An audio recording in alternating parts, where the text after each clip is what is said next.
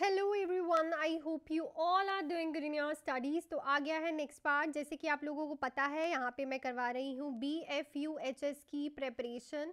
सो ये जो 120 पोस्टें आई हैं, इसकी प्रेपरेशन हम कर रहे हैं। 2 वीडियोस में ऑलरेडी डाल चुकी हूँ। वीडियो 5:30 पे आनी स्टार्ट हो गई है। सो जो इसका टाइम रहेगा वीडियो का 5:30 PM जो है शाम को वीडियो आया करेगी। सो आप लोग इस चैनल को सब्सक्राइब कर लो। अगर आप लोग रेगुलरली क्लासेस लगाओगे तो हर एक टाइप का क्वेश्चन इजीली कर पाओगे। क्वेश्चंस डिफ़िकल्ट नहीं है, क्वेश्चन को देख के डिफ़िकल्ट समझना आप लोगों को कंफ्यूज करता है। तो अच्छे से क्वेश्चन को पढ़ो। ये क्वेश्चंस करोगे तो आप 1 लाइनर क्वेश्चंस भी बहुत इजीली कर पाओगे। 20 क्वेश्चंस मैं करवा चुकी हूँ, 21 क्वेश्चन आज हम करेंगे। 10-10 क्वेश्चन करके हम सारी चीज़ें करेंगे।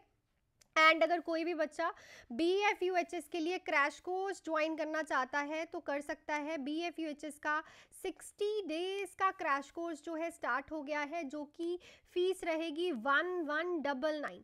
ओनली 1199 में आप ये क्रैश कोर्स ज्वाइन कर सकते हो, जिसमें हम करेंगे सबसे पहले important topics of all the subject.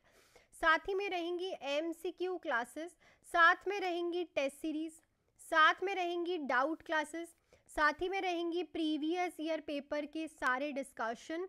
और ये जो क्रैश कोर्स होने वाला है 1199 का, सबसे बड़ी बात है कि ये लाइव प्लस रिकॉर्डेड है। अगर आप वर्किंग भी हो तब भी ज्वाइन कर सकते हो, आपको रिकॉर्डिंग्स जो है वो रेगुलरली मिलेंगी। सो आज ही ज्वाइन कर सकते हो। 7973244089 पे कॉल या फिर मैसेज करके मेरे से बात करके विदाउट एनी डिले। सो चलते हैं हम अपने क्वेश्चन पे, जल्दी जल्दी से क्वेश्चन करते हैं। So, a nurse prepare a client with a peripheral IV site for home IV therapy for discharge. Which should the nurse teach the client to help prevent phlebitis and infiltration? So, एक patient है, आप उसको IV मतलब कि IV जो है peripheral IV लगा हुआ है, उस साइट की केयर करने के लिए बता रहे हो। उसका डिस्चार्ज हो रहा है।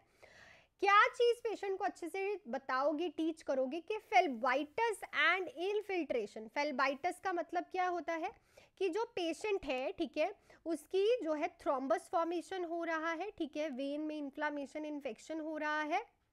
और जो आपका इनफिल्ट्रेशन होती है, इनफिल्ट्रेशन का मतलब होता है कि जो पेशेंट है, ठीक है ना, कि जो पेशेंट है उसके जो है वेन में IV फ्लूइड ना जाके आसपास की मसल्स में जा रहा है। तो अब आप उसकी क्या टीच करोगे। Massage the IV side daily, immobilize the extremity, stabilize the cannula with tape, clean the side daily with alcohol. सबसे इंपॉर्टेंट होता है कि कैनुला को टेप के साथ प्रॉपरली स्टेबलाइज किया जाए। क्यों? अगर कैनुला हिलेगा तो क्या होगा, इनफिल्ट्रेशन होगी ऑब्वियसली। और अगर कैनुला की टेप जो है प्रॉपर नहीं होगी तो पेशेंट को इन्फेक्शन एंड इन्फ्लामेशन होने के चांसेस है। तो सबसे इंपॉर्टेंट होता है कि कैनुला जो है स्टेबलाइज हो प्रॉपरली, ठीक है ना, कैनुला जो है प्रॉपरली स्टेबलाइज हो। नेक्स्ट पे चलते हैं। A nurse is giving instruction to an adult client with heart failure who is beginning therapy with digoxin to detect early complication of the therapy. Which action should the nurse teach the client to perform. तो heart failure वाला patient है, adult है, ठीक है, digoxin चल रही है, early complication इस थेरेपी की आपको डिटेक्ट करनी है। तो आप पेशेंट को किस चीज़ के बारे में बताओगे कि उसे क्या चीज़ जो है परफॉर्म करनी है रेगुलरली, जिससे अर्ली डिटेक्शन जो है कॉम्प्लिकेशंस की हो जाए। उसे पल्स डेली चेक करनी है, ठीक है, इलेक्ट्रोलाइट जो है ड्रॉन करने हैं वीकली, मॉनिटर करना है blood pressure once a week, measure करनी है weight each morning before breakfast. So क्या होता है कि जो हार्ट फेलियर वाला पेशेंट है, उसको अगर डिजॉक्सिन चल रही है और उसने घर पे लेनी है तो उसको अपनी पल्स को डेली चेक करना होता है। क्यों? क्योंकि डिजॉक्सिन कभी भी ब्रेडिकार्डिया वाले पेशेंट को हम नहीं देते, ब्रेडिकार्डिया वाले पेशेंट को नहीं देते, क्योंकि डिजॉक्सिन खुद भी ब्रेडिकार्डिया कॉज करती है। और अगर पेशेंट को पहले से ही ब्रेडिकार्डिया है और आपने डिजॉक्सिन दे दी तो और ज़्यादा जो है उसका पल्स रेट गिर जाएगा और पेशेंट का जो है डेथ भी हो सकता है। सो ये डेली परफॉर्म करना है उसे ये एक्शन, ताकि हम कॉम्प्लिकेशन को ईजिली पहले ही डिटेक्ट कर पाएँ। Next है, the nurse has completed teaching with hemodialysis client regarding self-monitoring of fluid status between hemodialysis treatment. The nurse determined that the client understand the information given if the client state the need to record which item on daily basis. तो आप teaching दे रहे हो haemodialysis के regarding कि वो खुद से अपने बॉडी का फ्लूइड स्टेटस कैसे चेक कर सकता है अगर उसका हीमोडायलिसिस ट्रीटमेंट चल रहा है। तो ऐसा क्या बोलेगा क्लाइंट जिससे आप समझ जाओगे कि उसे समझ आ गया है कि डेली बेसिस पे उसे क्या रिकॉर्ड करना है। Activity, pulse and respiratory rate, intake output, weight. So obviously intake output and weight कि पेशेंट जितना इनटेक कर रहा है उतना आउटपुट आ रहा है और उसका कहीं वेट तो नहीं इंक्रीज हो रहा, क्योंकि जब वेट इंक्रीज होगा एडिमा होगा पेशेंट को, तो इससे पता चलेगा कि जो किडनी में है फिल्टरेशन प्रॉपरली नहीं हो रही है। सो जो राइट ऑप्शन रहेगा इसका इनटेक आउटपुट जो है एंड वेट को आपको चेक करना है।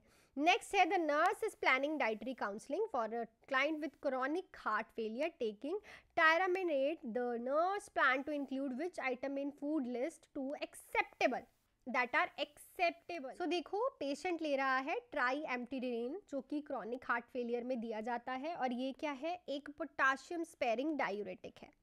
ठीक है, क्या है, पोटाशियम स्पेरिंग डायूरेटिक। ठीक है, सो पोटाशियम स्पेरिंग डायूरेटिक जो है आप पेशेंट को दे रहे हो, तो इनमें से जो कौन सा फूड की लिस्ट है जो कि अनएक्सेप्टेबल है, यहाँ पे अनएक्सेप्टेबल लिख लेना, banana, oranges, baked potato, can potato. So it's always a banana. क्यों? क्योंकि देखो ऑलरेडी पोटाशियम बॉडी में रह रहा है, ऊपर से आप पेशेंट को अगर पोटाशियम रहने वाला फ्रूट भी दे दोगे, लाइक बनाना जो है उस पर बहुत ज़्यादा क्या होता है, पोटाशियम होता है। ठीक है ना, सो आप ये नहीं दोगे क्योंकि ऑलरेडी पेशेंट की बॉडी में पोटाशियम रुक रहा है। फूड जो है जो नहीं देना इस बनाना फ्रूट नहीं देना। नेक्स्ट है to assess a client with hepatic encephalopathy for the presence of asterixis what should the nurse do to appropriately test for एट्रैक्सिस।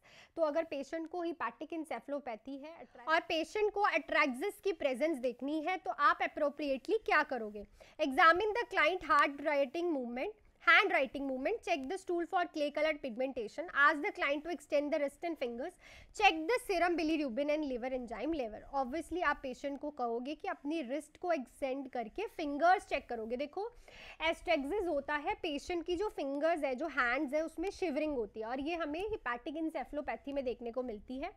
सो अगर आपको चेक करना है एस्ट्रेक्सिस का प्रेजेंस तो आप पेशेंट का जो पूरा आर्म है उसको एक्सटेंड कराते हो और देखते हो कि उसके हैंड्स कहीं शिवर तो नहीं कर रहे, उसकी फिंगर्स शिवर्स तो नहीं कर रही। सो जो राइट ऑप्शन रहेगा इस क्वेश्चन का that is your option number 3। Next question पे चलने से पहले अगर कोई भी बच्चा BFUHS के लिए जो है क्रैश कोर्स ज्वाइन करना चाहता है तो इस नंबर पे कॉल या फिर मैसेज करके मेरे से बात करके 60 डेज का 1199 का crash course live plus recorded, जिसमें इंपॉर्टेंट टॉपिक्स मिलेंगे आपको, MCQs, test series, doubt classes and previous year paper मिलेंगे। ठीक है, सो कोई भी जो क्रैश कोर्स है आप इस नंबर पे मेरे से बात करके आज ही ज्वाइन कर सकते हो, स्पेशली फॉर BFUHS। ठीक है, और जल्दी से ज्वाइन कर लीजिए ताकि ये जो क्रैश कोर्स है इसको 2-3 दिन हो चुके हैं स्टार्ट हुए, आप जो है पेंडिंग रिकॉर्डिंग्स कंप्लीट कर लो। नेक्स्ट क्वेश्चन है the nurse assess cranial nerve 12th in client who sustained a stroke to assess this cranial nerve, which action should the nurse ask the client to perform। तो nurse assess कर रही है 12th cranial nerve और उसको stroke है, तो इस cranial nerve को असेस करने के लिए आप क्लाइंट को क्या परफॉर्म करने के लिए कहोगे, extend the arm, extend the tongue, turn the head towards the nurse arm, focus the eyes on an object held the nurse। तो obviously extend the tongue। क्यों?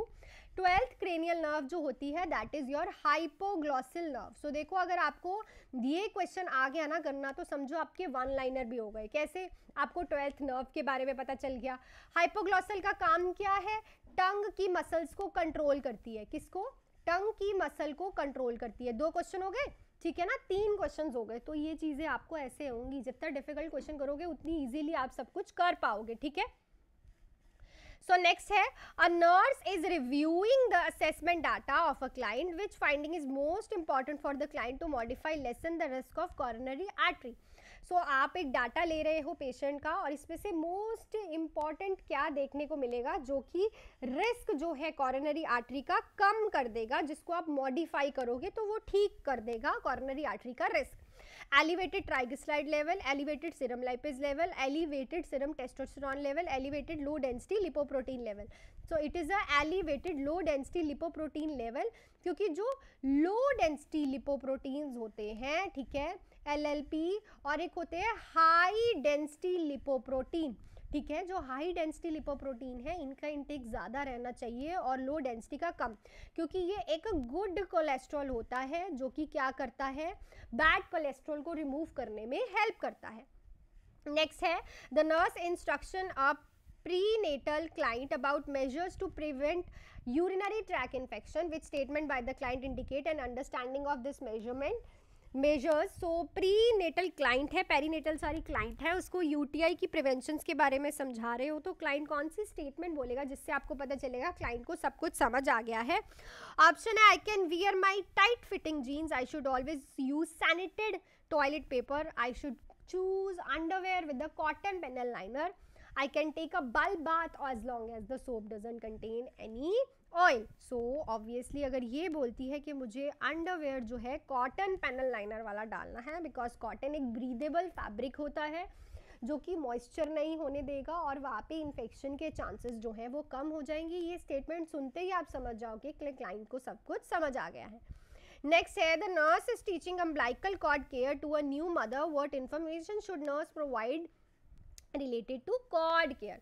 तो आप एक मदर को कॉर्ड केयर के बारे में समझा रहे हो, तो कौन सी इंफॉर्मेशन इसके रिलेटेड आप दोगे। Alcohol is only agent to use the clean the cord, cord care is done only at birth to control bleeding, it take lease 21 days for cord to dry up and fall off, the process of keeping the cord clean and dry will decrease the bacterial growth. So obviously हम cord को clean और dry इसलिए रखते हैं ताकि bacterial growth ना हो पाए, क्योंकि उसके थ्रू जो है इन्फेक्शन पेशेंट को हो सकता है। ठीक है, हम यहाँ पे केयर की बात कर रहे हैं, फॉल ऑफ की बात नहीं कर रहे। ठीक है, सो ऑप्शन 3 तो बिल्कुल ही नहीं होगा जो ये सोच रहे थे। यहाँ पे हमें उसको केयर के रिलेटेड इन्फॉर्मेशन देनी है। नेक्स्ट है the nurse create a teaching plan regarding the administration of eardrop for the parents of 6 years old child.